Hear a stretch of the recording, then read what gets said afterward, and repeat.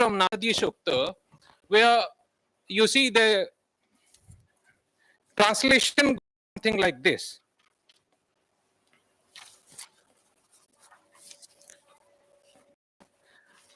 At first was neither non-being nor being. There was no air, nor yet sky beyond. What was its wrapping? Where? In whose protection was water there, unfathomable and deep? There was no death then, nor yet deathlessness of night or day. There was not any sign. Who really knows? So, this poetic rendition of philosophical work that you see is, as Professor Nataraj was saying in the morning, philosophers have a huge difficulty in acknowledging that reason has its limits, basically.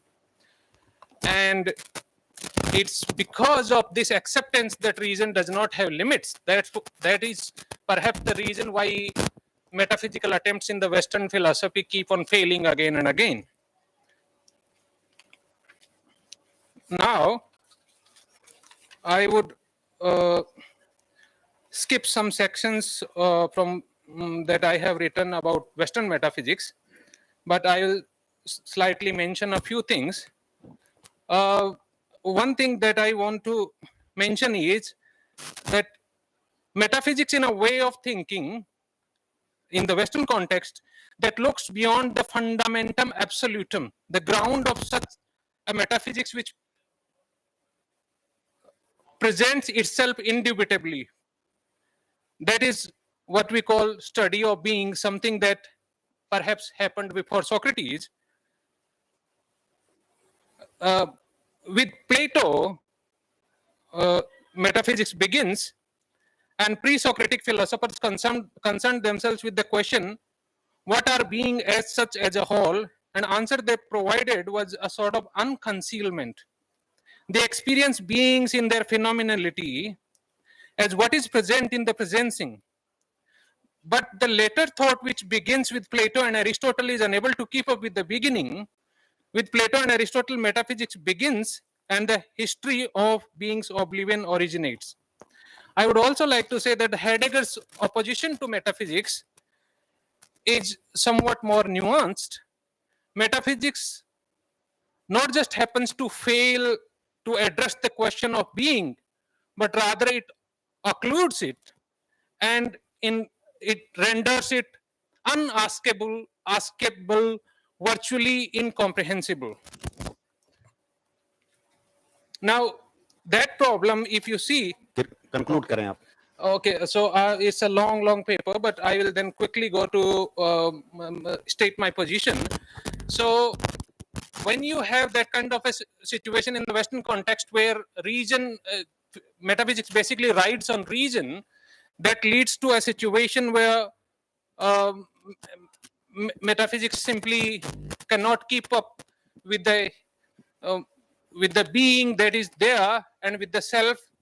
And what ends up happening is the metaphysical creates bigger and a bigger structure that, rather than providing you any answer about existence or anything, becomes a structure that rather creates more and more roadblocks in the way you can access the true nature of existence and of your own self.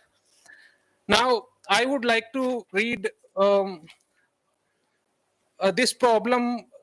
If you compare it with the Indian tradition, we have something called, our metaphysics does not just depend on reason, but rather also depends on experience, which means the truth is not to be just conceptualized or attained in your arguments, but it is to be something that can be experienced. Now that position is very difficult to attain in the Western philosophy, but in India we do. Somehow we think the truth is to be realized and all that. Now, once you accept that position, which is our position from the very beginning, that seers have, tried to look into the truth and experience it firsthand. Now, once you have that position, that will have ramifications for the epistemological discourse that is available in the West, or rather absent in the West. In that case, in this context, I bring in Aurobindo and his formulation of metaphysical epistemological framework, and I'll just finish with this. He says, and I'm talking about Aurobindo, knowledge by virtue of being knowledge and not mere sensuous material shows a tendency to transcend senses. That is, it involves reconstruction of sense material by mind and still higher powers of spirit. So long as we confine ourselves to sense evidence and physical consciousness, we can conceive nothing and know nothing except the material world and its phenomena. That's Sri Aurobindo. I quote, we arrive at the conception and at the knowledge of the divine existence by exceeding the evidence of senses and piercing beyond the walls of physical mind. Certain faculties in us enable our mentality to arrive at conceptions which we may indeed deduce by rationalization or by imaginative variation from the facts of the physical world as we see them, but which are not warranted by any purely physical data or physical experience. Okay, Bhavani Shankar. Okay. Thank you. It's pretty difficult to conclude so fast. बाकी को भी मौका मिलना चाहिए. Yeah. So time इसलिए पकड़ना पड़ता है ताकि बाकी लोग भी कह सके अपनी बात. Give me 2 minutes. 2 minutes. क्योंकि already 15 minutes plus हो चुके हैं. Okay, so I'll skip everything and I'll simply read. Can you just explain the gist in a couple of sentences? Just अपने पढ़ो नहीं, आप बता दो. आप पढ़िए नहीं, आप बता दीजिए आप. So what I'm trying to say in the end, the gist of the paper is like this. It's a long paper, pretty difficult to go very short and involve so many arguments at so many levels. One thing is that the metaphysics that has developed in the West particularly has this tendency of heavy reliance on reason itself, and because of that what ends up happening is that in the end it occludes the being, and then because of this kind of complete acrobatics in reason that goes on, we are not able to see the self that is somewhat distant somewhere lying, and we don't understand it somewhere, hide somewhere. In the Eastern context, whereas we believe that the truth that can come to us through reason is something that can be put to experience. Now, one faculty that comes very important, makes a very important distinction in the Eastern traditions and the Western tradition, is that we accept something called manas, which is the sixth sense, but some philosophers like Sri Aurobindo will go as far as saying it's the only sense. Okay Vihan Shankar, thank you. आप आइए और मैं एक व्यवस्था लेना चाहता हूँ. अब जो लोग उनको कम से कम ताली बजाकर जरूर उनको उत्साहवर्धन करना चाहिए, क्योंकि बड़ी मेहनत करके पेपर कोई भी तैयार करते हैं तो मेहनत करते हैं हम सब लोग. और एक मिनट, और दूसरी बात कि सब लोग, मैं चाहता हूं कि पहले पेपर सबका कंप्लीट हो जाए तो क्वेश्चन सेशन एक साथ शुरू करेंगे ताकि सबको अपनी बात कहने का मौका समयबद्ध ढंग से मिल सके. अन्यथा किसी में क्वेश्चन समय ज्यादा जाएगा, किसी में कम जाएगा, तो उसमें दूसरे के साथ अन्याय हो जाएगा. और बाकी जो लोग पेपर प्रेजेंट करने वाले हैं उनके लिए अनुरोध है कि आप 10 मिनट 11 मिनट में पेपर पढ़ें, अब 2-3 मिनट रखें कंक्लूड करने के लिए, ठीक है, ताकि सबको इक्वल. और देखो, मैं समय सर से ही हमने सीखा है, एकदम घड़ी लगाकर मैं बोलता भी हूं और सुनता भी हूं. चलो, तो यही रहा, व्यवस्था यही रही. चलो, अगला नाम है next presenter is Anushka Verma.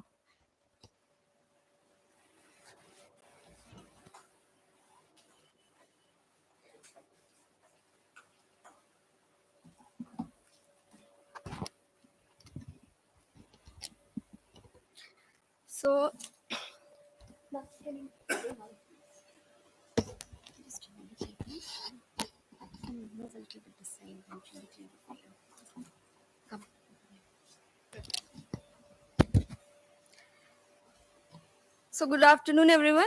This is Anushka Verma. I'm a master's student from Center for Philosophy, Jawaharlal Nehru University. Thank you all for being here, and a special thanks to Professor Nataraju and Shailinder sir for giving me this opportunity to present my first paper in such a nice university. So, The topic of my paper is unraveling the problem of part and whole in Indian philosophical thought with special reference to Nyaya Vaisheshika and Buddhist school. When I'm perceiving a table, am I really perceiving the whole table or just its parts? Is a whole table different from its parts? Would its parts nature be different from the whole? In the paper, I will be arguing over the above questions by taking positions of both the realist and the Buddhist school. It will contain 5 sections. In the first section, I will be explaining each of their positions on the concept of part and whole. In the second section, I will be discussing the problem that can arise if we take the Buddhist position as true. In this section, I will discuss the problem in the context of movement or motion by bringing Zeno's paradox into the matter. In the third section, I will include a few arguments of the realist and the Buddhist regarding the problem of part and whole. And finally, I'll give my conclusion. So I'll start with a brief introduction with the I think is relevant here. Shranikvada is one of the most important concepts given by the Buddhists, which states that all the universal things are momentary. In other words, reality is split into discrete, disconnected bits called moments or shanas. Each shana is in continuous succession of one another. They deny the reality of the unifying principle, like the substance, universal, or the whole. Our mental concepts synthesize the different sensory information into a unified whole, resulting in the appearance of a cohesive empirical object. Similarly, the realists also believe that the world of external object is made up of the smallest bits, which are called atoms or the parmanus. There are nothing smaller than these atoms. These are the ultimate reals. But unlike Buddhists, the realists also believed in the universals. For them, the part and the whole are two different substances. Their essence, or say their nature, is different. The whole is something over and above its parts, and this whole can be perceived by our senses. So, that's the question that I mentioned earlier in the very beginning of the paper. So, regarding the perception and reality of the table would be answered like the nature of table as a whole is something different from the nature of its leg or its surface or the nails that are used to make the table. In the paper, I'd like to delve into the I would not delve into the epistemological status of it, because that would only make sense if we know the metaphysical status of the part and whole. So I'll focus on that only. It will include questions like, is the whole something over and above its parts, or is it a mere aggregate or a semblance of parts? And if they both exist, then its parts nature is different from its whole or not. So I have already mentioned that there is some sort of similarity between Paramanu and Shana. So let's see what problem that can arise if we take the Buddhist position as true by taking the concept of movement into consideration. In the second chapter of Mool Madhyamika Karika, there are arguments that seem to deny the existence of movement. Before explaining it, I will mention a point that we have to keep in mind, that I will be using the term motion and movement interchangeably, because I need to draw a parallel between Zeno's paradox of motion and Buddhist denial of the existence of movement. So in the context of Buddhism, the denial of movement is tangled with the theory of momentariness. While objects and events may appear to move seamlessly through time and space, closer examination reveals a flux or a discrete movements without inherent continuity. This insight into momentariness invites us to reconsider the nature of existence, recognizing the illusory nature of the whole, or in this context, the continuity. One of Zeno's paradoxes states that when we take a step, the distance that we cover can be divided into infinite steps or infinite distance. Like if we take one step, it can be divided into half. Then the half that we get, it can further be divided into half, and so on. It will continue till the infinity. So basically, the paradox highlights the apparent absurdity of the continuous motion by demonstrating that it leads to a logical contradiction. For Zeno and Nagarjuna, the common conclusion drawn is that since there is no understanding, that no understanding is possible, hence there is no real space and time, therefore no real movement. Though the movement may be physical or movement of consciousness to samsara, or a more generic change or pluralism, But regardless of what kind of movement we are considering, the conclusion is argued against by many philosophers. By not accepting motion, we are not only defying common sense, rather defying any scientific knowledge, because there are so many discoveries or equipments that work on the principle of motion. Moreover, the problem that still remains is of the nature of unity, emergence, and identity of the parts and whole. When considering a whole as merely the sum of its constituent parts, we risk overlooking the emergent properties and interactions that give rise to its unique characteristics. Motion involves the continuous change of an object's position over time, which necessitates considering the object as a unified entity rather than a collection of disjoint parts. If we were to deconstruct a moving object into its individual component and analyze each part in isolation, we would lose the sight of the cohesive dynamics that governs its motion. There are some of the problems that can arise if we take the whole as merely an aggregate of its parts. Even Zeno's paradox is flawed because it is possible to break one thing into infinite number of parts, but still, the sum total that we will get would be one. We see here the nature of parts is different from the whole. Like when we are breaking one thing or one step into infinity of parts, the nature of parts has become infinity, but the nature of the whole, which is countable, is one only, which is finite. So there is a difference between the nature of its parts and the whole. Now I will, as per the topic of our seminar, debates, dialogues, and narratives in Indian philosophical tradition. In this section, I will analyze some of the important arguments presented by both the schools to defend their position. The realists have advanced a number of arguments to prove the whole to be different from its part. The main argument is from the perception that this material world perceived by our senses is made up of atoms which on account of being minute are imperceptible, and therefore there must exist objects made up of atoms which progress gross magnitude and are perceptible.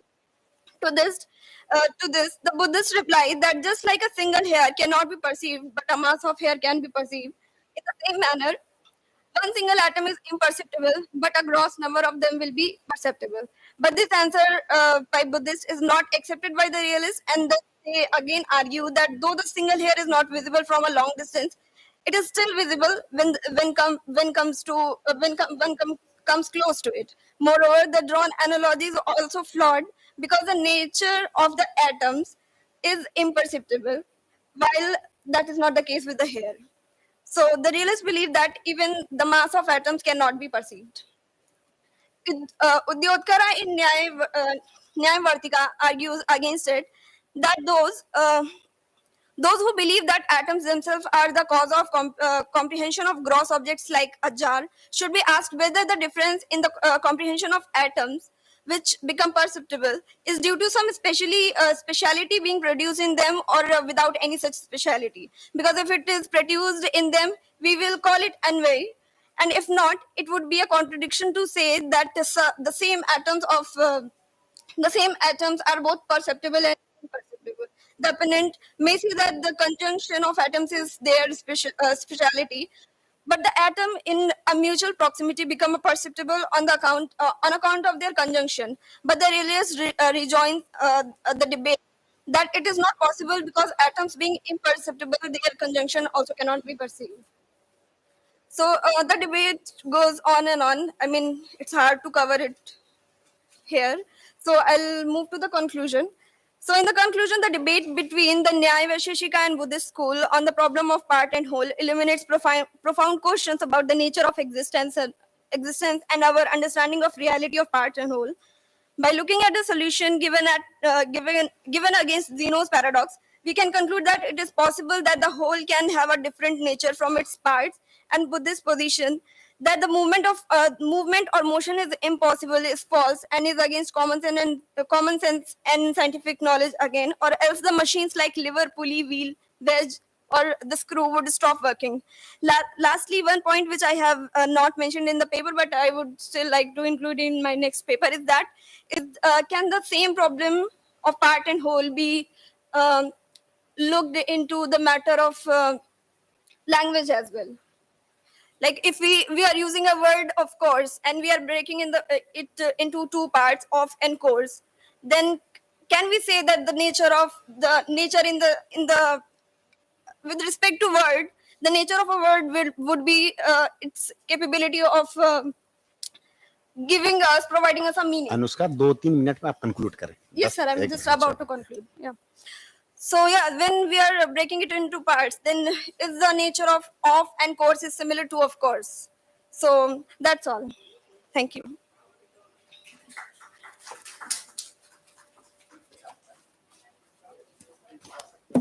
Thank you, Anushka. Our next presenter is Ms. Vijayalakshmi Rai. Jayalakshmi.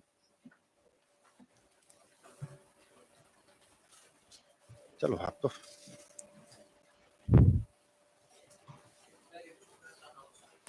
जी हाँ. TA form doctor Kavita ji को सब लोग उनको हस्तगत कराएंगे. Doctor Kavita ji को जो लोग नहीं पहचाने, अगर डॉक्टर कविता जी यहाँ हैं तो खड़ा होकर बता दें डॉक्टर कविता कौन है, ताकि ये सबसे जरूरी है उनको लोग पहुंच सके वहां तक. सब कविता मैं नहीं जानता था अभी तक. चलो विजय लक्ष्मी. देखो इन्होंने तो मैंने टोका तो तुरंत बैठ गए, लेकिन आपके पास है जब मैं टोकूं उसके बाद 3 मिनट आपका टाइम होता है. मैं 10 मिनट पे टोकूंगा. ठीक. अब मैं उधर देखूंगा 3 सूचना के टाइम समाप्त हो गया, क्योंकि मेरी आदत है कि जो पढ़ते हैं मैं देखते रहता हूँ. चलिए ठीक है. Okay. Sadashiv समारंभाम Shankaracharya मध्यमाम अस्मदाचार्य पर्यंताम Vande Guru परंपराम. Respected chairperson of the session, professors and my colleagues, my humble pranam to all of you. Myself Vijayalakshmi Rai. I am research scholar at Department of Philosophy and Religion, Banaras Hindu University. I am here to present my paper on the topic Exploring Katha, the methodology of Nyaya in Indian philosophical inquiry.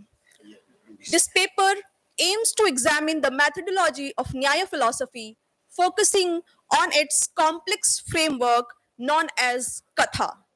Katha embodies a structural approach to philosophical inquiry deeply rooted in logical analysis and dialectical reasoning.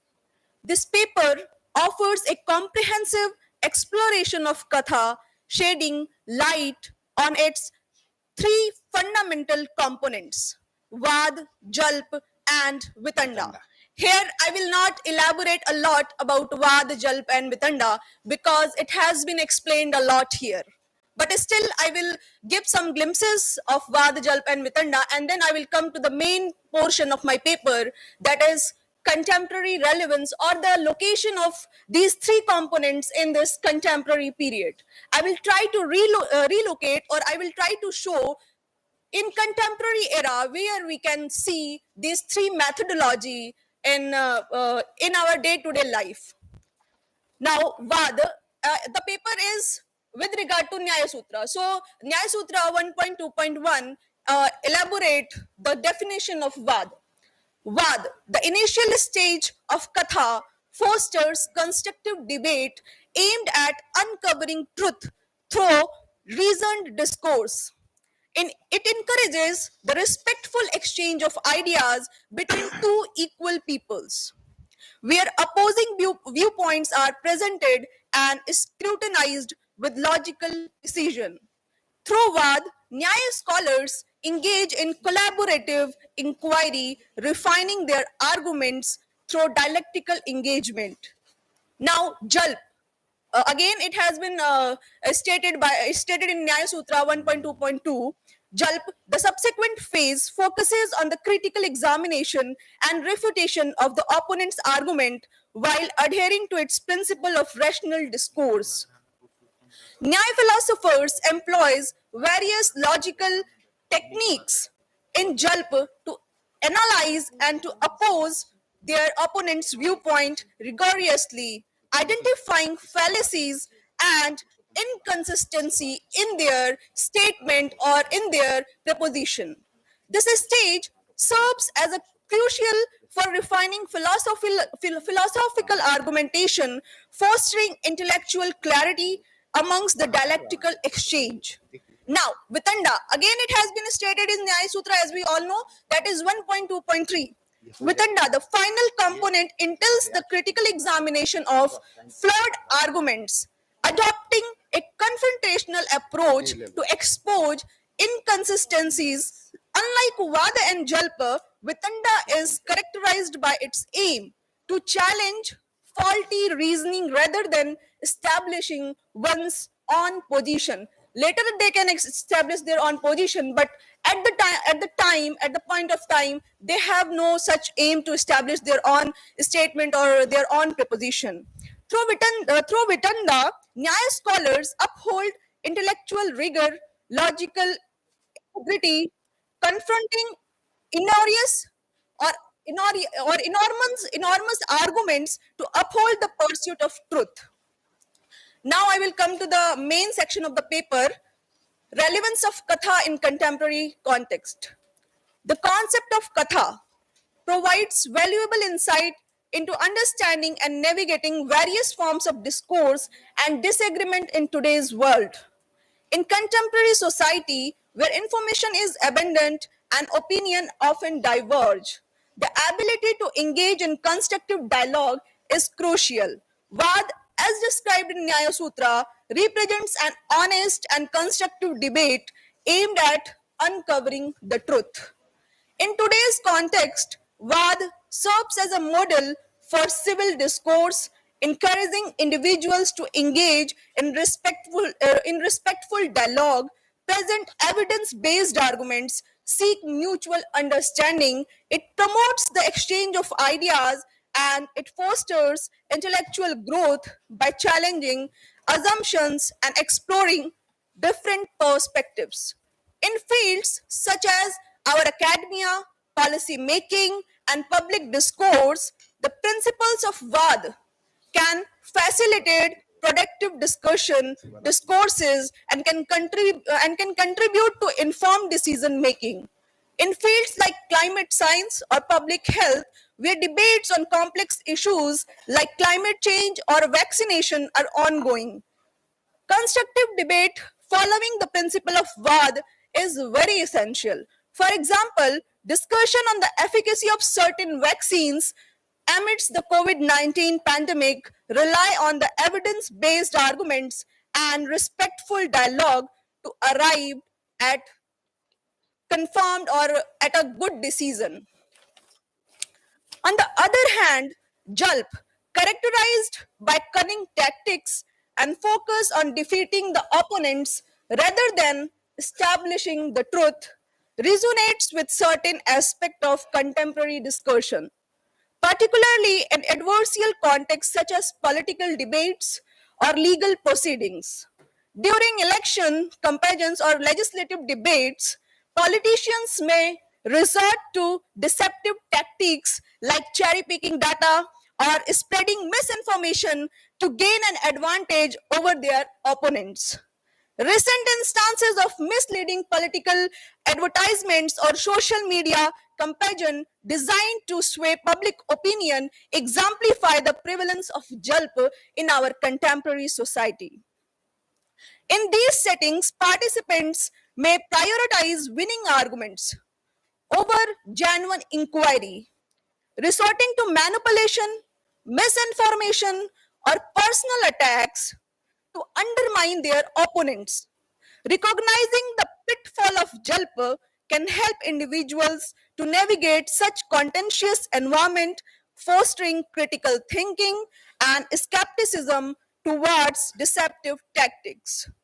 By promoting transparency, accountability, and intellectual integrity, individuals can mitigate the negative effects of Jalp and strive towards constructive engagement. Similarly, Vitanda, with its emphasis on hostility and antagonism, offers insights into understanding and addressing toxic discourses prevalent in contemporary society.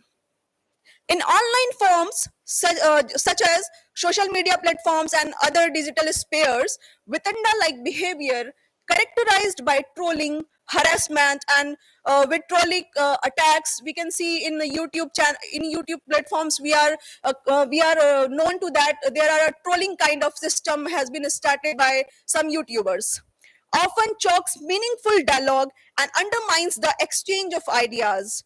By recognizing the destructive nature of Vitanda and promoting norms of civility and respect, individuals can cultivate healthier online environments conducive to constructive debate and collaboration. Moreover, the principle outlined in Nyaya Sutra can inform strategies for engaging with misinformation and disinformation, which pose significant challenge in today's information ecosystem.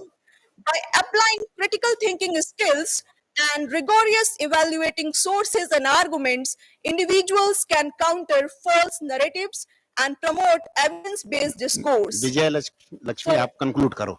Just 2 minutes. हाँ, नहीं, 3 minute आप conclude करो. Educators, media literacy advocates, and policymakers can draw upon the framework of Vad, Jalp, and Vitanda to develop educational programs, media literacy initiatives, and policy interventions aimed at fostering informed citizenship and combating misinformation. So, at last, what I will like to say, whatever I have been said, that was all part of my conclusion. But at last, I would like to say this concept of katha, Vad, Jalp, and Mitanda, which was systematically formalized in Nyaya Sutra, but has been practiced in different sects of our Indian philosophical tradition. Apart from this tradition, we can see this kind of method like katha is being practiced in our contemporary society. But we have to be aware about these tactics and these methodology, and through our awareness, we can understand their what is their notion or what they want to depict. If we are aware about this methodology, then we can know their notion, or we can know their intention. That's all I would like to say. Thank you so much. धन्यवाद विजय लक्ष्मी जी, आपने एकदम विषय केंद्रित अपने आलेख को पढ़ा. और अगले वक्ता के रूप में प्रोफेसर डॉक्टर राणा पुरुषोत्तम जी को चाहूंगा कि आप बुलाइए. और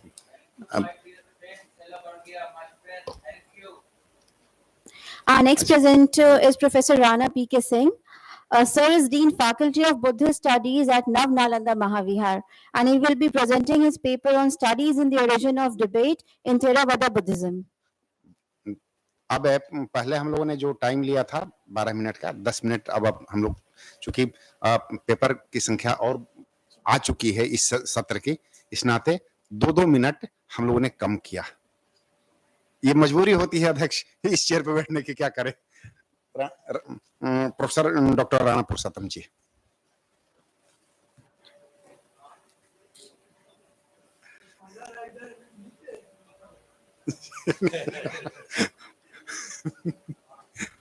अब पहला तो मित्र से ही आगे बढ़ते हैं ना.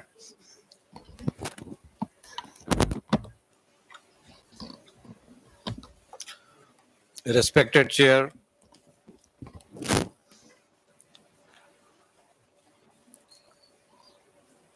my teacher, Professor R.C. Sinha, Professor Syamal Kishore ji. Actually, I congratulate the organizer Shailendra for choosing the beautiful, thought-provoking topic of the seminar. Actually, Bad Parampara is the beauty of Indian culture. And through Bad Parampara and Catechism, we know the philosophical tradition of our country. When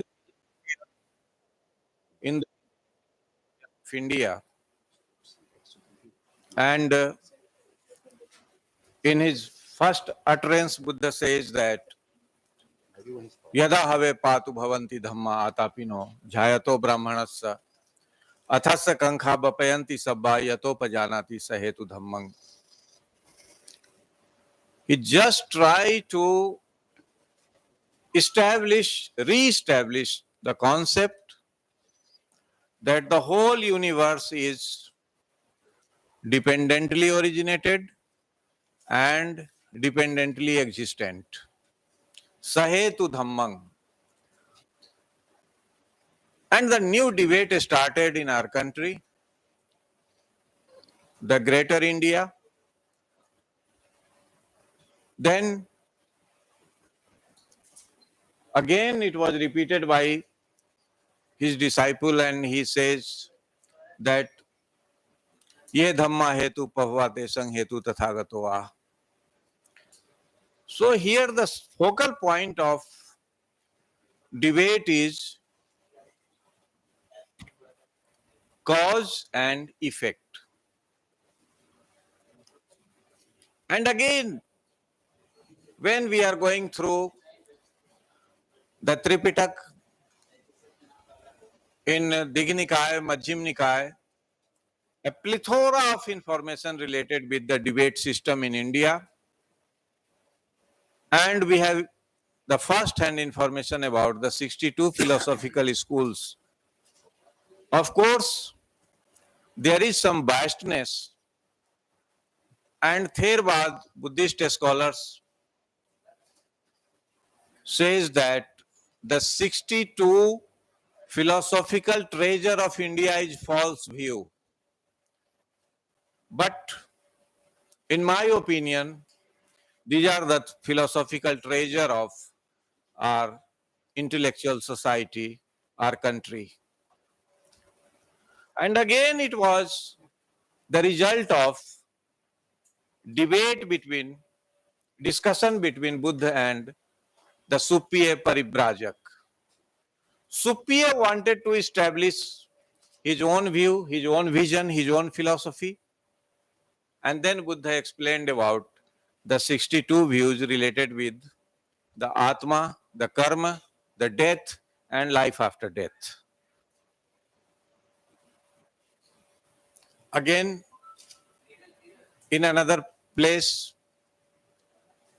there is discussion about the 6 heretical thinkers. This information is also result of the discussion between Magdan King and the Buddha. Some sociological aspects also. There is a question before the Buddha that what is supremacy, who is supreme in the society, and debate starts. And social issues were solved through the debates, na jacha baslo hoti, na jacha hoti brahmano kamuna bas, like this. And all cosmological questions in Buddhism, psychological question in Buddhism, these all things are solved through the discussion, the catechism. And Buddhism is the only system they used to invite and re-establish the debate and questions. And the biggest structure of Buddhist philosophy is Abhidharma. Mind and mental events, mind and neuroscientific debate, not only in Buddhism, but the debate is still going on between Buddhist psychology, Buddhist mind sciences, and modern mind sciences. All points starts with the question, Katme Dhamma Kusla? Katme Dhamma Akusla? Katme Dhamma Abhyakata? These are the questions, very pertinent questions. And answer also starts in the same way. Tini kusal mulani alobhua dosoa mohotang sampayuttang. It indicates the different combination and permutation. That how immoral roots comes in the contact with the different aspects of the mental event, the mental elements, and it creates a new combination, the new result. Again, the new result becomes the root, and another result, the another stage is fruit, the resultant. Again, resultant and the root, there is a journey of life is directed and dictated by all these things. So, this is the beauty of, even we can say, the catechism, the system of question and answer starts from Upanishad. But it has been elaborated scientifically in Buddhism. There was a question about the authenticity of Veda in Tevijya Sutta. Buddha never wanted to downsize the importance of Buddha, but importance of Veda. But Buddha wanted to give logical and scientific interpretation of Veda, and wanted to re-establish the Indian philosophy, the concepts through reason, through logic. At one place, here in Tevijja Sutta, it is said that, have you seen the God? Have you seen the masters of the Veda, the composer of the hymns of Veda, and the person sitting before him, he denied no. Then Buddha said, and then indirectly in another language, Buddhists established the importance of the Indian philosophical system. So, this is the seed of my hypothesis. Studies in the origin of debate in Theravada Buddhism. And at every step, whether it is sociological questions, the genesis of world, the Buddhist cosmology, everything is just explained through the debate system. There is one question related with the genesis of the world in a very important sutta. And here Buddha explains how the world, how the evolution of the world took place. And Buddha says that when there was a question, then who is creator of the universe? Buddha says, Anamataggo ayang sansaro purima koti na panyayati. The person sitting before him, and when he started questioning the origin of the genesis of the universe, Buddha says that again, ye dhamma hetu pahva.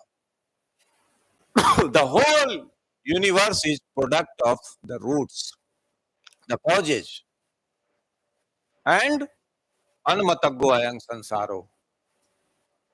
The origin of the universe can't be explained because nobody can say that this is the point of origin, this is the time when the universe originated. And the same thing has been explained in Rig Veda also. The Acharya, the Rishi of Rig Veda says that nobody can say who is the creator and when the universe was created. Why? Because if we believe in creator, then the creator himself was present at that time when the universe was, the creation of universe was going on. And the whole systematic cosmology was explained through the debate, the discussion. And again, when we talks about Aganya Sutta, the big question, how the fauna and flora originated. How? Because of the pollution, mental pollution. There is a change in the shape of fauna and flora. And Buddha says, this is because of the greed of the people. When greed became prominent in the consciousness of the human being, the consciousness of the priests, it became the essential part of the personality of the priests. Then there is change. He says there was different kind of paddy available even before, even thousand years before my life. And because of the greed, now there is a cover on the rice, cover on the paddy. When I talk to the scientist of botany,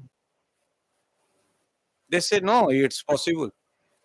It's not illogical thing. Again, sir conclude करेंगे 2-3 minute में. if we discuss about the grammar, the linguistics, in Buddhist lore, Buddhist literature, language, all are product of, all things have been explained through the debate. When there was question about grammar, genesis of grammar in Pali, then Buddha says, ki one day, of course the system of grammar is here, because who is the ideal monk?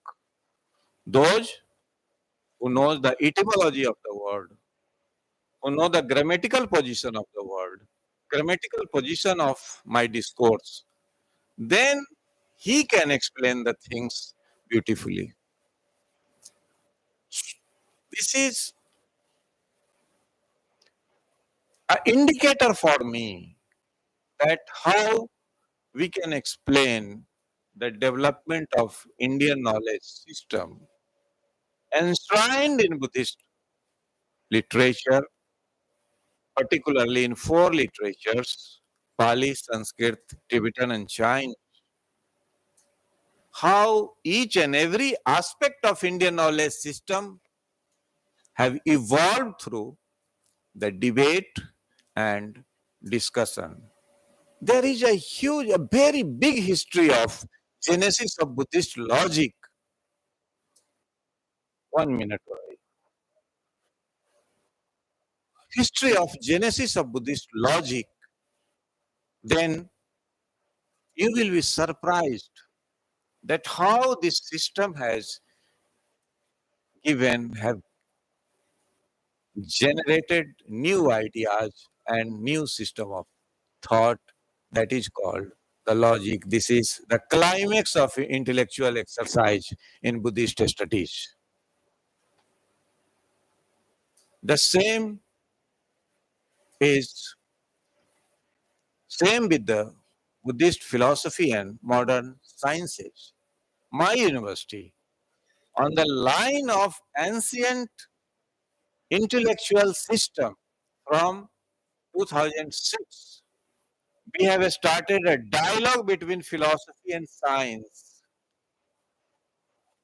And because of that, this year we have published 4 volumes on perception, ideas, consciousness, personality, quantum reality, Madhyamik philosophy, like this.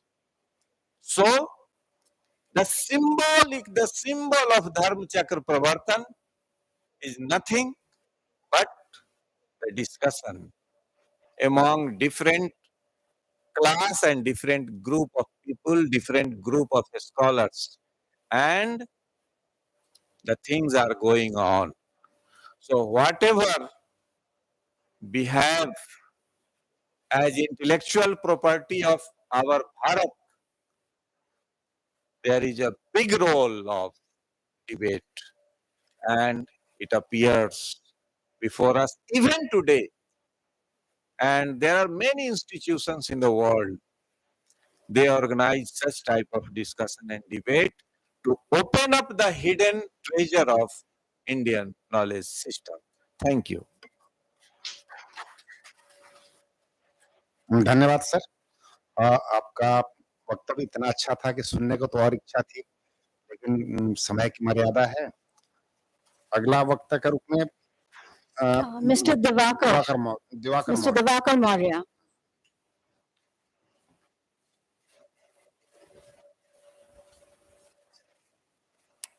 Respected all, respected all. I am Divakar Maurya from Banaras Hindu University as a research scholar. I am doing my research under Professor M.R. Mehta sir. So today my topic for the presentation of my paper is ecological semantical narratives in Prakrit Jain text.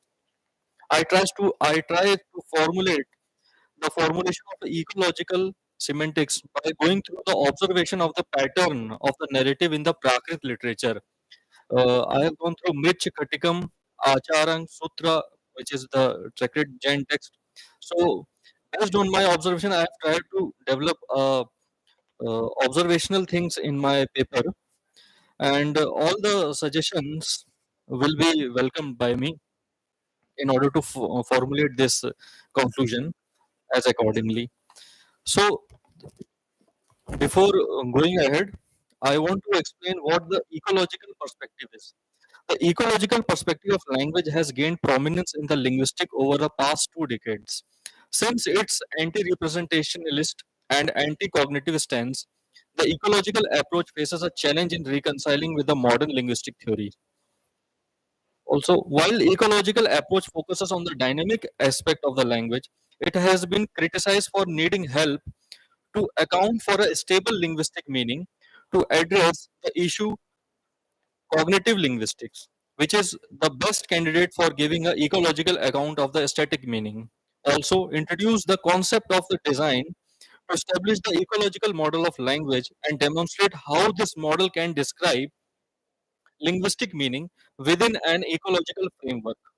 Cognitive linguistics develops into a ecological theory of meaning through these steps, namely ecological semantics. But what the ecological semantics is? Ecological semantics is a field of the study that focus on the relationship between language and the natural environment.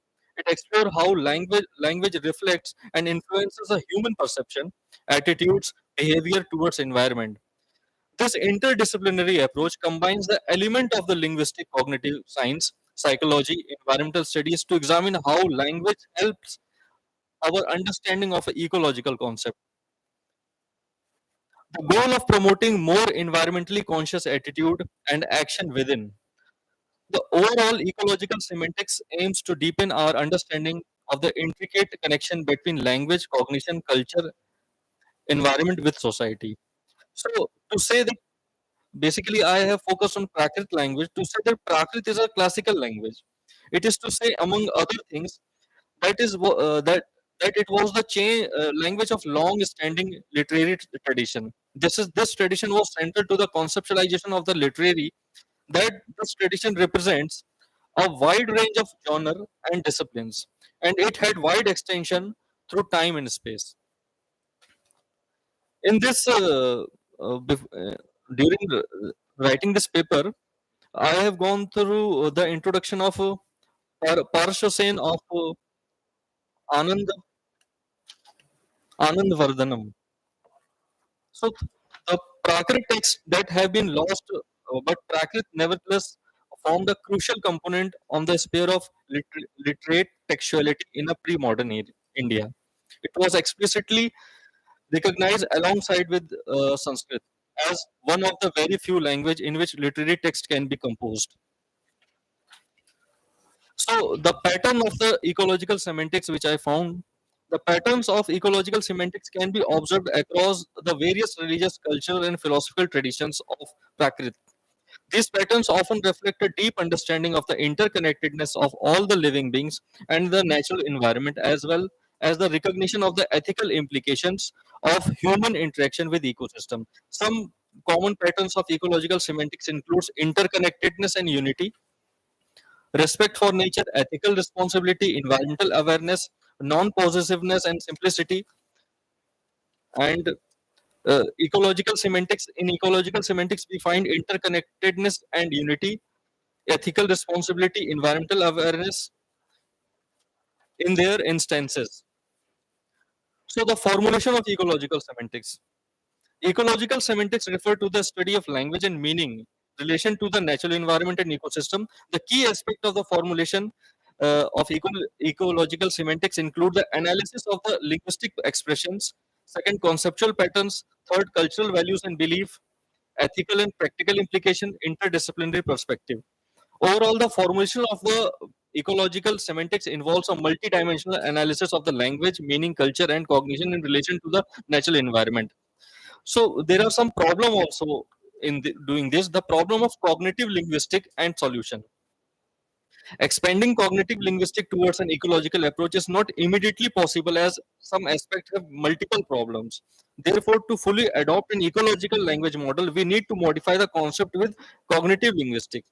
So these concepts include an information transfer model based on coding decoding by speaker hearer embodied cognition and the dichotomy between mind and body.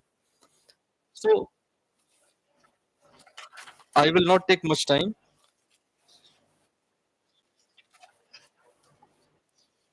अब So बोलो, अभी आपके पास time है, बोलो। time है sir. So the coding and coding model of the language. The code model of the here I want to explain the code model of the language. The code model of the verbal communication has long been dominant in the linguistics. According to this view, the language is the system of symbols that can transfer information from one person to another. In this model, the speaker encodes a message into a linguistic symbols. And this we can find in many of the sculptures and many of the things which we find we used in a historical investigations also. So in conclusion, the embodied cognitive science perspective in the cognitive linguistic ecological theory shares similar views on the importance of environment, context, and situatedness in a shaping behavior and cognition. This embodied standpoint provides a connection point between these two frameworks and allows for a more integrated and holistic understanding of the language. So the nature of the Prakrit language. In Jainism, the Prakrit language holds a significant importance as it is considered to be the language in which Lord Mahavir, the 24th Tirthankar of the Jainism, preached his teachings. Prakrit also a language in which many Jain scriptures, including Agamas, were originally composed. Prakrit is an ancient Indo-Aryan language that predates and it's closely related to the Sanskrit. It was spoken in various regions of the ancient India and was the language of everyday communication for a large segment of the population. The use of Prakrit in the Jainism reflect the emphasis on accessibility and inclusivity within the tradition by using the language that was widely understood by peoples. The Jain teachings could reach a broader audience. This was the aim behind that. So the nature of the Prakrit language in Jainism is therefore deeply intertwined with the transmission of Jain philosophy, scriptures, ethical teachings. It holds a special place in a historical and religious context of the Jainism as a language through which foundational principles of the faith were communicated to the masses. So finally, the conclusion on which I reach in this paper, the integration of the ecological theories into cognitive linguistic to broaden the modern linguistic perspective has been proposed. And cognitive linguistic, which is based on the embodied cognition, but we should address the internalist problem in both cognitive science and linguistic by using the design model of affordness. So finally, the ecological semantics offers a new methodology for studying language, meaning, unlike the traditional linguistic model, which focus primarily on the meaning of the words and symbols. Ecological linguistics considers the relationship between language, humans, and physical and social environment, which means the language is not seen as an isolated system of the symbol or a mental representation, but as an integrated part of the larger ecosystem of humans and other entities such as tools, animal, abstract concepts. Additionally, it acknowledged that the study of the language cannot be reduced to purely on mental or symbolic process, but must consider the whole person and the environment in which they are located. By integrating languages in linguistic and ecological meaning, the ecological semantics creates a more comprehensive and holistic view of language, which can help to explain the dynamic yet static nature of language. Thank you. Thank you very much.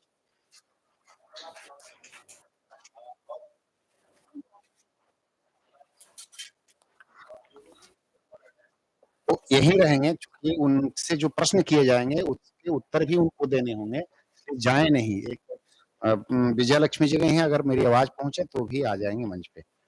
As I say, जिन्होंने यहाँ अपने शोध प्रपत्र की प्रस्तुति की है, अपना presentation दिया है, you are kindly requested to remain in the hall so that you can answer any queries regarding your paper at the end of the session. हमारे अगले presenter हैं डॉक्टर शिवेंद्र कुमार मिश्रा।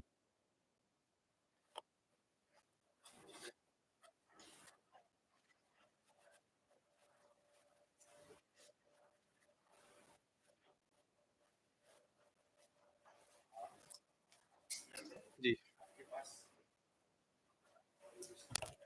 अच्छा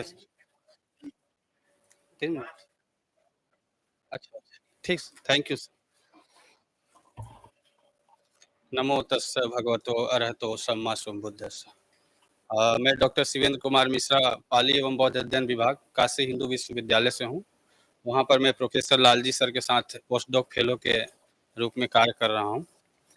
मैं जो प्रस्तुत करने जा रहा हूँ, मेरा विषय है बौद्ध दर्शन में वाद विधि बादर न्याय के विशेष संदर्भ में। बादर न्याय 7वीं शताब्दी ईस्वी के बौद्ध दार्शनिक और तर्कशास्त्री धर्म कृति की एक महत्वपूर्ण कृति है। यह रचना वाद विवाद में विजय और पराजय के नियमों को समर्पित है। व्यापक अर्थ में बादर न्याय शब्द का अर्थ होता है तर्क संगत दृष्टिकोण से सही या गलत सवालों से परिचित कराना, जहां सही का अर्थ तर्कसंगत या उचित है और गलत का अर्थ है तर्कहीन या अनुचित है। स्वाभाविक रूप से ऐसा अनुशासन जो किसी बहस को जीतने या हारने की तर्क संगतता को नियंत्रित करने वाले नियमों से संबंधित है।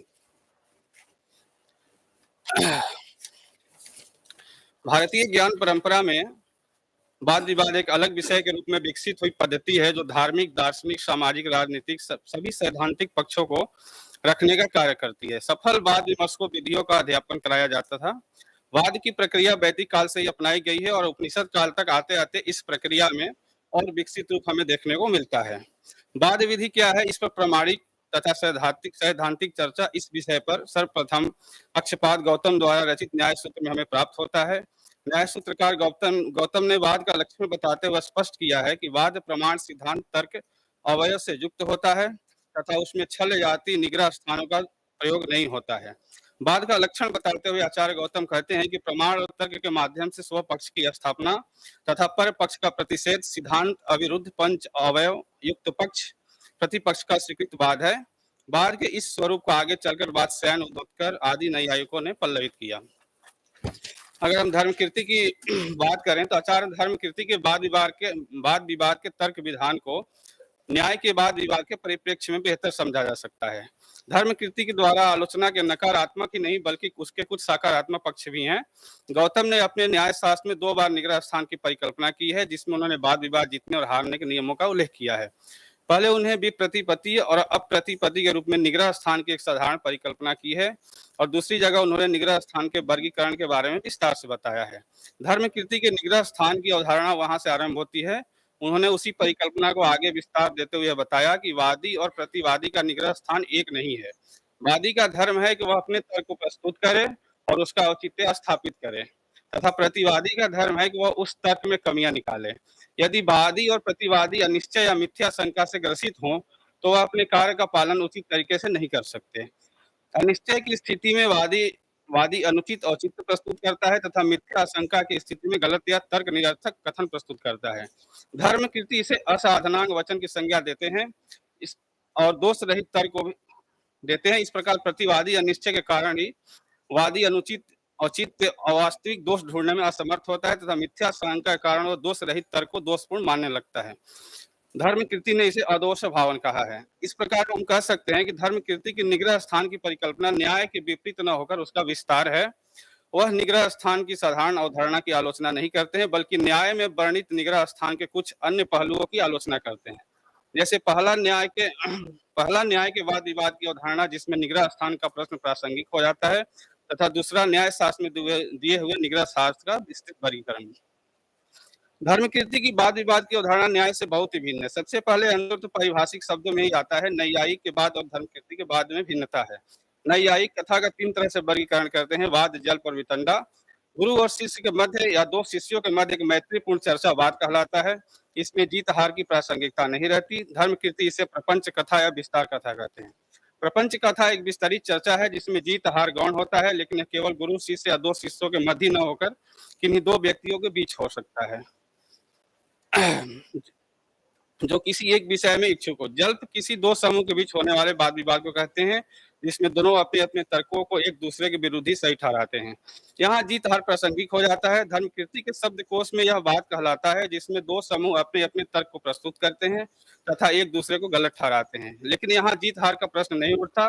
नैयायिकों का जल्प का उद्देश्य अपने दार्शनिक तत्वों का संरक्षण होता है। धर्म कीर्ति के वाद का उद्देश्य वादी प्रतिवादियों के मिथ्या अवधारणाओं को दूर कर उन्हें सत्य का बोध कराना होता है।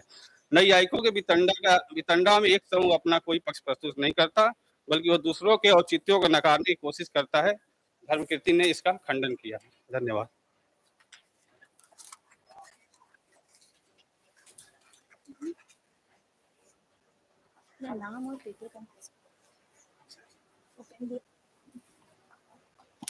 Our next presenter is Dr. Akhilesh Kumar Mishra.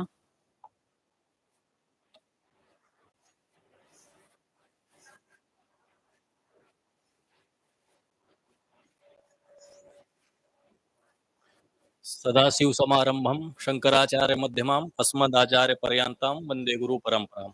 मैं doctor Akhilesh Kumar Mishra, post doctorate fellow, भारतीय दार्शनिक अनुसंधान परिषद, पाली एवं बौद्ध अध्ययन विभाग, काशी हिंदू विश्वविद्यालय से। प्रोफेसर किस्मत कुमार सिंह जी, प्रोफेसर पुरुषोत्तम राणा जी और उपस्थित यहाँ सभी अन्य लोग। मेरे शोध पत्र का विषय है बौद्धवाद परंपरा में हेतु एवं हेत्वाभास, न्याय बिंदु के विशेष संदर्भ। यद्यपि वाद की प्रक्रिया वैदिक काल से ही प्रारंभ हो गई थी एवं उपनिषद काल तक आते आते वाद प्रक्रिया अत्यंत विकसित हो गया था, परंतु वाद स्वयं में क्या है इस पर सैद्धांतिक चर्चा सर्वप्रथम महर्षि गौतम के न्याय सूत्र में प्राप्त होता है। महर्षि गौतम के अनुसार प्रमाण और तर्क के द्वारा किसी मत का साधन करना और परमत में दोष दिखाना जो अपने सिद्धांत के विरुद्ध ना हो एवं पंचावयव से उत्पन्न हो उसे वाद कहते हैं। वाद विषयक विचार भारतीय दर्शनों में प्रमुखता से 2 महत्वपूर्ण संप्रदायों में आधिक्यता से प्राप्त होता है: गौतमीय न्याय एवं बौद्ध न्याय। बौद्ध न्याय दर्शन का सर्वाधिक प्रभाव किसी दर्शन पर पड़ा तो वह गौतमीय न्याय दर्शन पर ही पड़ा एवं कुछ काल के पश्चात गौतमीय न्याय का प्रभाव भी बौद्ध न्याय पर पड़ा, क्योंकि इन दोनों दर्शनों का विकास एक दूसरे के मत के खंडन एवं स्वमत के मंडन के कारण ही हुआ। इन दोनों दर्शनों का जो खंडन मंडन की प्रक्रिया है उसकी एक सुदीर्घ ऐतिहासिक प्रक्रिया रही है। सहस्त्र वर्षों तक खंडन मंडन की प्रक्रियाएं निरंतर चलती रही, पर परस्पर शास्त्रार्थ एवं वाद परंपरा से ही दोनों दार्शनिक संप्रदाय अत्यधिक परिनिष्ठित एवं परिष्कृत हुए हैं। न्याय और बौद्ध के वैचारिक एवं सैद्धांतिक संघर्ष की जो महती एवं सुदीर्घ प्रक्रिया है वह आचार्य नागार्जुन के वैदल्य सूत्र नामक ग्रंथ से प्रारंभ होती है। इस संघर्ष में सबसे पहला प्रहार बौद्धों की तरफ से हुआ।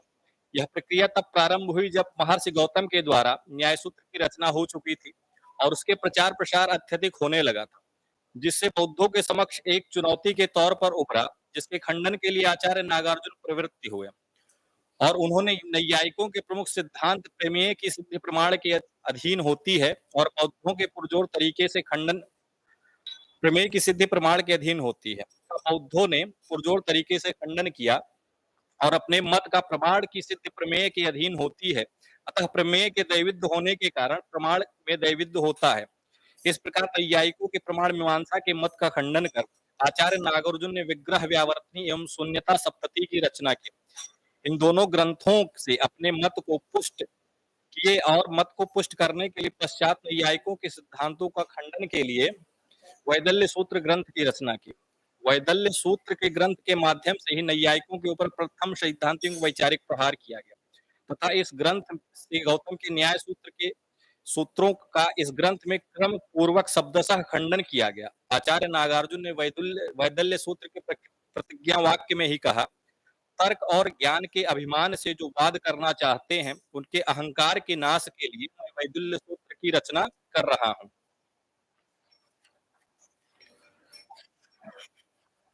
बौद्धवाद परंपरा में सर्वप्रथम आचार्य वसुबंधु ने वाद विधि नामक बौद्धवाद ग्रंथ की रचना की। तत्पश्चात आचार्य धर्मकीर्ति ने अपने सुप्रसिद्ध ग्रंथ वाद न्याय में बौद्धवाद परंपरा का सुविशद विवेचन किया। गौतमीय न्याय में 22 निग्रह स्थानों को स्वीकृत किया। निग्रह का अर्थ होता है पराजय का हेतु, अर्थात जिसका अहंकार खंडन नहीं हुआ उसके अहंकार का खंडन करना पराजय है, और पराजय को ही निग्रह कहा जाता है, एवं पराजय के कारण को निग्रह स्थान कहते हैं। निग्रह स्थान साधन दूषण के प्रकार है। यहाँ साधन का अर्थ है इष्ट की सिद्धि, और जो साधनांग है उसको ही सिद्धि का कारण कहते हैं। हेतु के साध्य से निरूपित व्याप्ति की सिद्धि करके पक्ष में साध्य की सिद्धि करना प्रयोजन है। वाद परंपरा में हेत्वाभास भी अत्यंत महत्वपूर्ण है। हेत्वाभास भी पराजय का कारण होने से निग्रह स्थान कहलाता है। यदि लिंग का कोई भी रूप वादी या प्रतिवादी में से किसी एक के प्रति असिद्ध या संदिग्ध होता है तो वहां हेत्वाभास हो जाता है। यह आचार्य दिग्नाग द्वारा प्रतिपादित वाद नियम है। इसके द्वारा वह वाद का यह आधारभूत सिद्धांत निश्चय किया जाता है कि वादी या प्रतिवादी को ऐसे दृष्टांत या हेतु नहीं प्रस्तुत करने चाहिए जिन्हें दोनों न स्वीकार करते हैं। इस प्रकार बौद्ध वाद परंपरा में हेतु एवं हेत्वाभास की महती भूमिका है। स्वमत की स्थापना के लिए सद्ध हेतु का प्रयोग एवं असद्ध हेतु के प्रयोग से सर्वथा पृथकता और तथा परमत के खंडन के लिए हेतु और हेत्वाभास की केंद्रीय भूमिका होती है। हेतु की त्रैरूपता बौद्ध न्याय में लिंग को 3 रूपों में, हेतु को 3 रूपों में स्वीकार किया गया है। लिंगस अनुमेय सत्वम एव, लिंग का पक्ष में अवश्य होना। सपक्षे एव सत्वम, लिंग का सपक्ष में ही होना, विपक्ष में ना होना। असपक्षे चा सत्वम एव, लिंग का विपक्ष में कभी ना होना। हेतु के भेद, आचार्य धर्मकीर्ति ने हेतु के 3 प्रकारों को स्वीकार किया है। स्वभाव हेतु, कार्य हेतु, अनुपलब्ध हेतु। जो स्वभाव हेतु, जो साध्य अपने हेतु की सत्ता की अपेक्षा से ही विद्यमान होता है, हेतु सत्ता से भिन्न किसी कारण की अपेक्षा नहीं रखता है, वह साध्य स्वसत्ता भावी साध्य कहलाता है। यथा वृक्षोयम सिंसपात तत्वात्, यह वृक्ष है क्योंकि यह सिंसपा है। कार्य हेतु, यह हेतु से भिन्न अर्थ के गम्य मान होने पर होता है, क्योंकि कार्य हेतु की अर्थांतर कारणता साध्य की अव्यभिचारी होती है। यथा पर्वतो वन्यमान धूमात, यह वन्य है क्योंकि यहाँ धूम है। अनुपलब्ध हेतु, बौद्ध मीमांसकों की बात अनुपलब्धि को एक स्वतंत्र प्रमाण नहीं मानते, अपितु इसे हेतु का एक प्रकार मानते हैं। इसलिए बौद्ध मत में अनुपलब्धि अनुमान अंतर्गत है। अनुपलब्धि का अर्थ यह नहीं है कि वस्तु का अभाव, अपितु उसका अर्थ है किसी का भाव।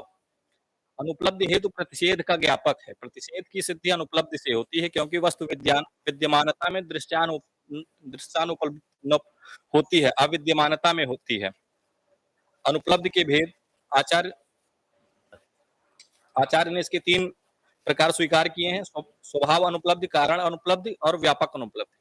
हेत्वाभास, व्युत्पत्ति के अनुसार हेत्वाभास पद के 2 अर्थ हो सकते हैं। प्रथम, हेतु के समान प्रतीत होने से हेतुवत् आभासन्ते इति हेत्वाभासः। द्वितीय, हेतु में प्रतीत होने वाले धर्म से हेतु आभासन्ते। आचार्य धर्मकीर्ति ने 3 हेत्वाभासों को स्वीकार किया है, यथा असिद्ध, अनैकांतिक एवं विरुद्ध। असिद्ध हेत्वाभास, आचार्य ने इसका लक्षण करते हुए कहते हैं, एकस्य रूपस्य धर्म संबंधस्य असिद्धो संदेहे व असिद्धो हेत्वाभासः, अर्थात धर्म से संबंधित एक रूप में असिद्ध होने पर असिद्ध नामक हेत्वाभास होता है। द्वितीय, अनैकांतिक, आचार्य धर्मकीर्ति ने इसका लक्षण इस प्रकार बताया है, तथा कैसे रूपस्य असपक्षे सत्वस्य असिद्धो अनैकांतिको हेत्वाभासः, अर्थात हेतु के एक रूप असपक्ष में न होना के असिद्ध होने पर अनैकांतिक हेत्वाभास होता है। अखिलेश जी, आप निष्कर्ष बता दें। जी। विरुद्ध, हेतु के 2 रूपों के विपरीत निश्चय न होने पर विरुद्ध हेत्वाभास होता है। जब कोई वादी कहता है सत्तो नित्य कृतत्वाद, शब्द नित्य है क्योंकि वह कार्य है, तो यहाँ कृतकत्व ऐसा हेतु है जो सपक्ष में नहीं है किंतु विपक्ष में सर्वत्र विद्यमान होता है। जब कोई कहता है शब्दों नित्य प्रयत्नांतरिकत्वाद, यह शब्द नित्य है क्योंकि वह प्रयत्न के अनंतर उत्पन्न होता है। इस प्रकार जो है इसमें इस प्रकार सत्य हेतु की तरह हेत्वाभास भी तत्व निर्णय तथा विजय के प्रयोजक हैं। बौद्ध नैयायिक आचार्यों ने हेतु एवं हेत्वाभास का विशद वर्णन किया है और इनके महत्व को स्वीकार किया है। धन्यवाद।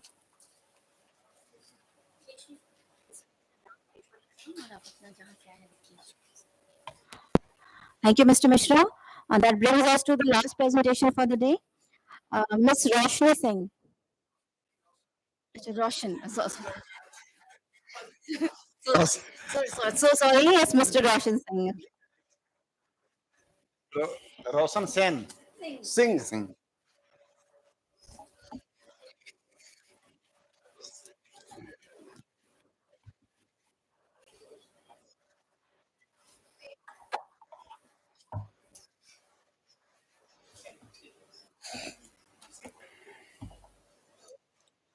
निधये सर्वविद्यानां विसजे भवरोगिणां गुरवे सर्वलोकानां दक्षिणामूर्तये नमः। मैं रोशन सिंह महात्मा गांधी अंतर्राष्ट्रीय हिंदी विश्वविद्यालय दर्शन एवं संस्कृति विभाग से शोध कर रहा हूँ और मेरा शोध पत्र का विषय है भारतीय दार्शनिक ज्ञान परंपरा में वाद जल्प और वितंडा न्याय एवं बौद्ध दर्शन के विशेष संदर्भ में। प्राचीन काल की शिक्षा प्रणाली ज्ञान परंपरा और प्रथाएं मानवता को प्रोत्साहित करती थी। पुराण में ज्ञान को अप्रतिम माना गया है। भारत के तक्षशिला, नालंदा, विक्रमशिला, वल्लभी, उज्जैनी, काशी आदि विश्व प्रसिद्ध शिक्षा व शोध के प्रमुख केंद्र थे तथा यहाँ कई देशों के शिक्षार्थी ज्ञानार्जन के लिए आते थे। वैदिक काल में महिलाओं की शिक्षा के क्षेत्र में उल्लेखनीय प्रसिद्धि थी, जिसमें मैत्री, ऋतंभरा, गार्गी, लोपमुद्रा आदि जैसे नाम उल्लेख हैं। बोधायन, कात्यायन, आर्यभट्ट, चरककणाद, वराहमिहिर, नागार्जुन, अगस्त्य, भर्तृहरि, शंकराचार्य, स्वामी विवेकानंद जैसे अनेकानेक महापुरुषों ने भारत भूमि पर जन्म लेकर अपनी मेधा से विश्व में भारतीय ज्ञान परंपरा के समृद्धि हेतु अतुल्य योगदान दिया है। गुरुकुल शिक्षा के प्रमुख आधार स्तंभ थे। शिक्षार्थी 18 विद्याओं, 6 वेदांग, 4 वेद और 4 उपवेद, मीमांसा, न्याय, पुराण तथा धर्मशास्त्र का अर्जन गुरु के निर्देशन में ब्रह्मचर्य का पालन करते हुए अनुष्ठान पूर्वक अभ्यास कर संपादन करते थे, जिससे आजीविका निर्वहन में कोई परेशानी नहीं होती थी तथा प्रौढ़ अवस्था तक आते आते अपने विषय के निपुण ज्ञाता बन जाते थे। त्याग, वृत्ति संपन्न तथा धन की तृष्णा से परे आचार्य ही भारतीय शिक्षा पद्धति में शिक्षक माने गए हैं। शिक्षा के व्यवसाय और धनार्जन का साधन नहीं माना जाता था। वायु पुराण में उल्लेख है कि गुरु रूपी तीर्थ से सिद्धि प्राप्त होती है तथा वह सभी तीर्थों से श्रेष्ठ है। प्राचीन भारतीय सनातन ज्ञान परंपरा अति समृद्ध थी तथा इसका उद्देश्य धर्म, अर्थ, काम, मोक्ष को समाहित करते हुए व्यक्ति के संपूर्ण व्यक्तित्व को विकसित करना था। जब सारा विश्व अज्ञान रूपी अंधकार में भटकता था, तब संपूर्ण भारत के मनीषी उच्चतम ज्ञान का प्रसार करके मानव को पशुता से मुक्त कर श्रेष्ठ संस्कारों से युक्त कर संपूर्ण मानव बनाते थे। प्राचीन और सनातन भारतीय ज्ञान और विचार की समृद्धि परंपरा के आलोक में राष्ट्रीय शिक्षा नीति 2020 को तैयार की गया। ज्ञान, प्रज्ञा और सत्य की खोज को भारतीय विचार परंपरा और दर्शन में सदा सर्वोच्च लक्ष्य माना जाता था। प्राचीन भारत में शिक्षा का लक्ष्य सांसारिक जीवन अथवा स्कूल के बाद के जीवन की तैयारी के रूप में ज्ञान अर्जन नहीं बल्कि पूर्ण आत्मज्ञान और मुक्ति के रूप में माना गया था। न्याय सूत्र में वाद जल्प वितंडा को कथा कहा गया है। सूत्रकार कहते हैं, निर्णयो अवधारणा ज्ञानम तच्च प्रमाणम फलम तत्व कथावादः। कथा, वात्सायन भास्कर कहते हैं कि वाद जल्प और वितंडा को सामूहिक रूप से कथा कहते हैं। कथा वस्तुतः पूर्व पक्ष और उत्तर पक्ष का प्रतिपादन करने के लिए अनेक वक्ताओं द्वारा प्रयुक्त होने वाले वाक्य समूह हैं। चरक संहिता में कथा को संभाषा कहा गया है। संभाषा के 2 भेद बताए गए हैं। संधान्य संभाषा अर्थात संधि, सौमनस्य से किया जाने वाला विचार विनिमय, और विग्रह संभाषा यानी जय पराजय के ध्येय से किया जाने वाला विचार विनिमय। प्रथम के अंतर्गत न्याय शास्त्रीय वाद का और द्वितीय के अंतर्गत न्याय शास्त्रीय जल्प और वितंडा का समावेश हो सकता है। जैन दार्शनिकों ने जल्प और वितंडा को कथा न मानकर कथाभास माना और कथा को केवल एक ही प्रकार यानी वाद माना। बौद्ध दर्शन में पहले आचार्यों ने कथा के तीनों भेद माने, किंतु उत्तरवर्ती आचार्यों ने जैन के समान ही सिर्फ वाद को ही कथा के रूप में माना। वाद तत्व की जिज्ञासा से किसी विषय पर जो चर्चा की जाती है उसको वाद कहा जाता है। वाद का उद्देश्य तत्व निर्णय होता है। इसमें पक्ष की बौद्धिक श्रेष्ठता का प्रतिपादन या विपक्ष की दुर्बलता का आख्यान करने की भावना उतनी प्रबल नहीं होती है जितने की संबंधित विषय के तत्व को जानने की। अतः पक्ष और प्रतिपक्ष में वे ही बातें कही जाती हैं जो प्रामाणिक हों। इसमें वादी और प्रतिवादी ज्ञान के भूखे होते हैं, न कि विजय के इच्छुक। तत्व निर्णय के लिए गुरु तथा शिष्य में जो विचार किया जाता है वह वाद कथा है। इस वाद में प्रमाणतः तर्क से स्वपक्ष का स्थापना और परपक्ष का खंडन किया जाता है, जो सिद्धांत का अविरोधी और पंच अवयव वाक्य से युक्त होता है।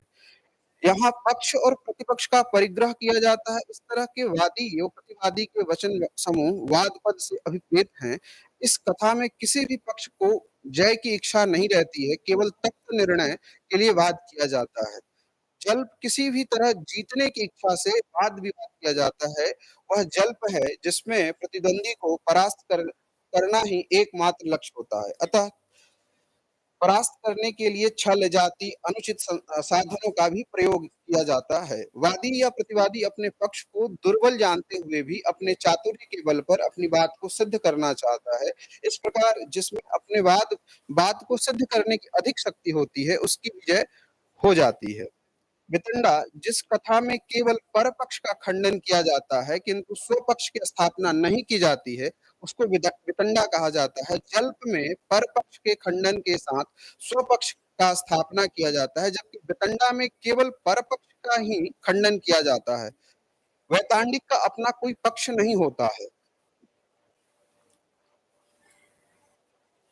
वाद कथा में इस तरह सभापति या मध्यस्थ आवश्यक नहीं होते हैं। वह तो पर हो गया 2 मिनट में 2 मिनट में कंक्लूड करते। कल से हम लोग वाद, जल्प, वितंडा और आख्यान पर भांति भांति के विद्वानों को सुना और जो नैरेटिव है और दर्शन का जो नैरेटिव्स है उसमें अंतर है, इसको भी समझा।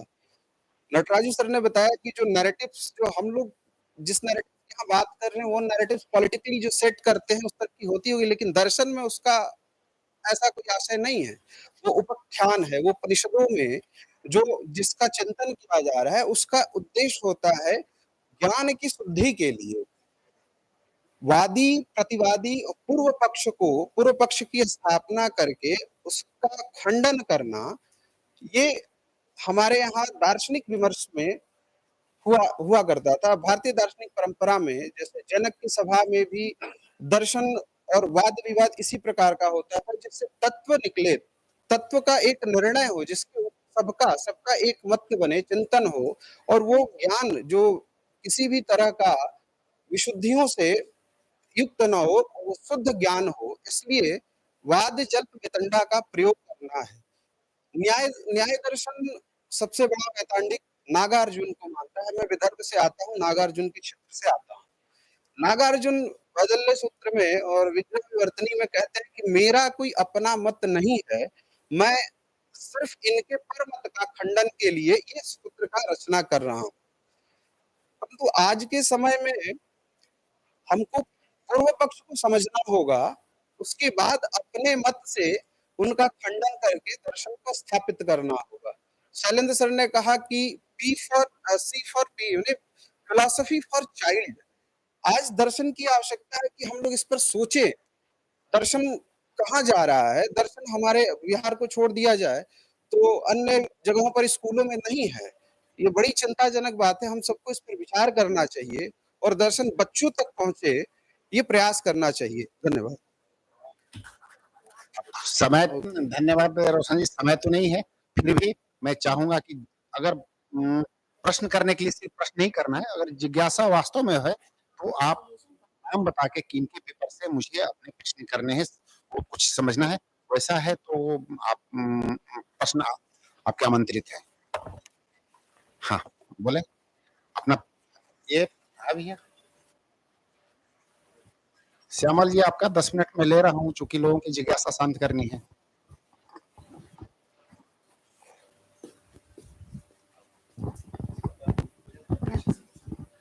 सर, मेरा प्रश्न आपसे है। आपका नाम दिवाकर जी। आपने जो अपना पढ़ा उसमें आपने मिर्च का टिकम एक रचना का उल्लेख किया और कुछ इलॉजिकल और सिमेंटिक्स के बारे में आप बोल रहे थे, लेकिन आपके पूरे में ना वो मैं बहुत कान लगा के बैठी थी, वो कहीं जिक्र नहीं था। बस आप थोड़ा बता देंगे कि कैसे आपने उस पुस्तक को अपने उस पेपर में समाहित किया, क्योंकि वो हमारे सिलेबस में भी है। न्यू सीबीसीएस सिलेबस में हम लोग मिर्च का टिकम भी पढ़ाते हैं, इसलिए आपका जो इंग्लिश में सर वो दिया गया हमें, तो आपका व्यू पॉइंट